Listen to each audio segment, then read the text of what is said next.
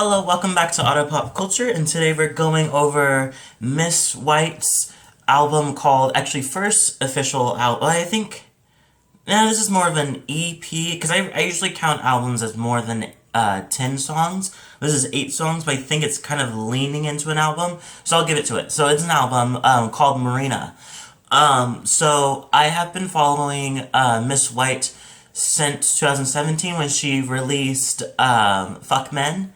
So, and then at that time they were, she was doing kind of the same I got into the sound. It was way more, it's hard to, I don't really know what the genre is called, but it's pretty much very, like, loungy, kind of doo-woppy kind of sound, she really leans, her production really leans into, like, the doo-wops and the harmonies, and leaving things very simple to just piano, and I think it's kind of cool. It kind of reminds me of just, like, listening to pretty much a person kind of not auditioning, like, singing their own songs, but just with, like, just piano, or just a low-key kind of, like, production, so it's, like, it kind of feels like a very private session, you know? So it's kind of cool. So I feel like a lot of her songs is pretty much like that direction. I feel like now, especially this album directly is a little more, gives you a little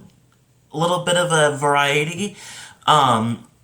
Like, for example, Jaded, which is one of the fifth song, which is one of my favorite songs off the album, is way more kind of, has way more production than than a lot of her other songs does.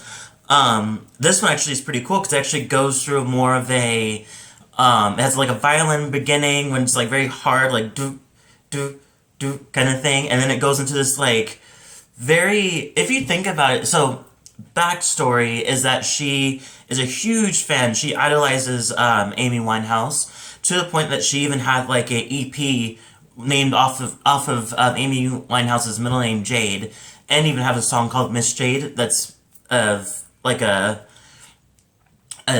tribute to her.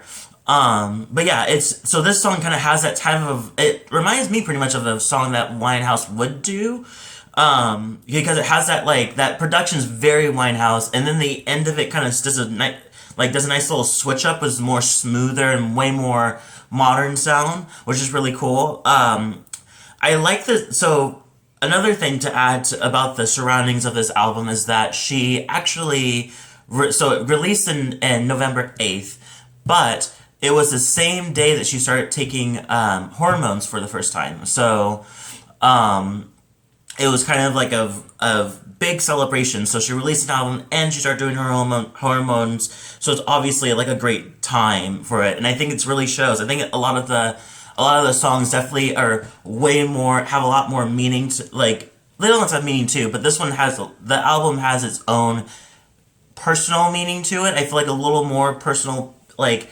layer of the onion has been peeled back.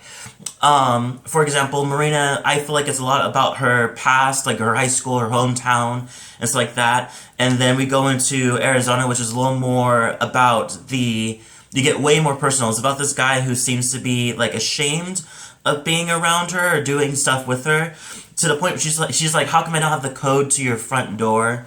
So I'm assuming that she usually comes over to this guy, like, a lot. But yet she doesn't have a key or the combo to his door to just come in, you know? And I love the doo-wop beginning too. It kind of gives you the melody of it. Then we go into fruit, like, there's a couple of interludes, like, Forbidden Fruit was more of it, just like plain interlude. Then it goes to Old Man Charlie, which is more about her, a relationship that she really, really misses, but she ruined it. But she kind of says, like, I still think of you, blah, blah, blah. And the vocals in that one's really, really great. And then you go into Jaded, which is one of my favorite songs. And this song's actually talking about how she wants to impress this guy, and she works really hard to impress this guy, like, over and over again, and apparently has been doing it for so long that she's became jaded over it. Like, she's tired of she's kind of getting tired of it, like, nothing's really coming out of it. But it seems to be something that's an automatic thing that happens a lot. She's just like, she'll get tired and get upset, like, kind of over it, but then, like, he'll come around and she's like, okay, time to do it again, you know? So it seems like an automatic feel, because she says like every other day you would be the one thing, last thing on my mind, but it seems like that seemed to be the idea when he's not around, but when he is around, it starts to be, that seems that he seems to be the focus. We go into Pink Flamingo, which is one of my other favorite songs, which is more of a she even leans further into that loungy kind of like, I don't know, like elevator like sound. Like it reminds me of if you can remember like Incredibles, the very first movie, like it was the background sound kind of has that like loungy, like I'm on a yacht kind of thing, like very fancy, like kind of thing. I don't know, but it's really cool. And so she, in the middle of it, comes in a rapper called Yourszlf, and he raps really nicely. They kind of changed his voice. Like I don't know what this is actually called. I'm gonna look it up after this, honestly.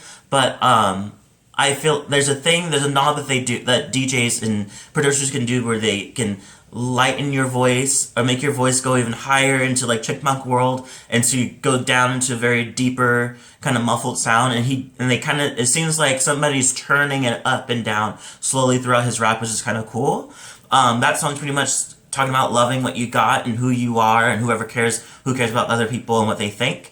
Then go into Coke, which is the 7th song, which is an interlude, which is interesting, but it's a different person talking, so it's like, it must be one of her friends that talks about how she goes to this party with a lot of congressmen and all very important people, and they're having a good dinner, and they're eating stuff, but for dessert, it's not really dessert, dessert ends up being Coke. Like, they start, like, lining up Coke for everybody to take, so she thought that was pretty interesting. And then we finally go into Candy Heart, which is a really good song.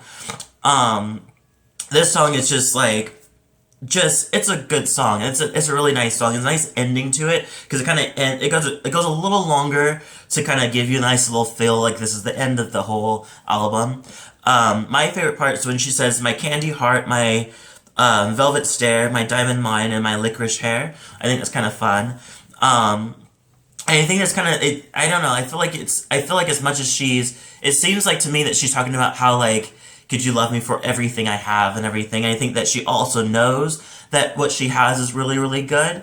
So, and I love the beat when it comes in near the end, and there's like a little scatting that happens at the end too, which is really cool. All in all, this album's pretty good. Like, I think that I feel like I would like more songs, but I think that's a good thing when you want even more after you had what you had, you know? So I think that's a great idea. So I really gives you a nice taste of what of who she is, and how far she's came. And I think it's really, really cool. It's a great, like, beginner's thing. If you want to get into her at all and you don't want to go through all the singles going up, getting to this album would completely set you up to everything that she does. That's pretty much it. I give this album a 4 out of 5, because I really, really think she has great voice, great vocals, and as a trans woman, I think that she speaks a lot of volumes, a lot of the messages that she says in different songs. So, especially like Arizona, which is pretty much makes you feel like, are you doing that because as much as you want to be involved with her, she is a trans woman, and that's always been very taboo in a lot of straight cultures, and even to the queer community we're used to it, but we also, a lot of things we haven't learned that we're still ignorant towards. But yeah, it's a really good album. Leave a comment below, tell me what you thought, and I'll see you guys in the next video.